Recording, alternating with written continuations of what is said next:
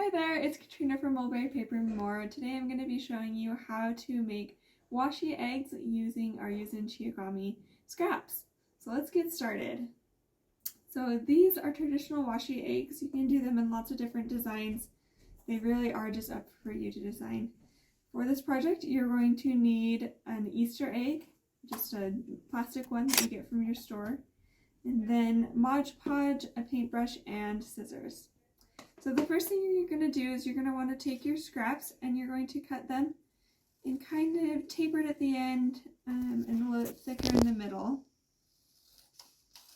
And this will just help you have a little bit easier time when you glue them onto the egg.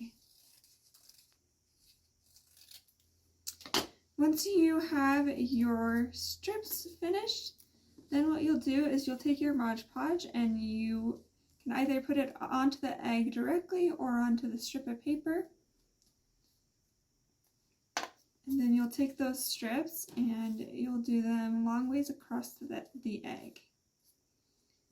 And then just taking a little bit more Mod Podge over the top, and it will conform to the egg with a little bit more Mod Podge.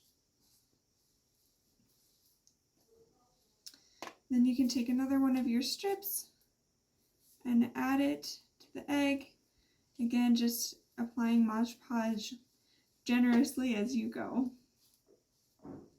alternating those strips of paper and the designs that you have.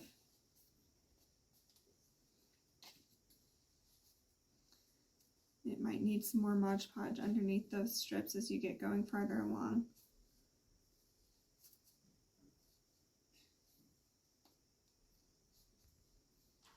And then you'll just keep going with that around all of the egg until it's complete all the way around.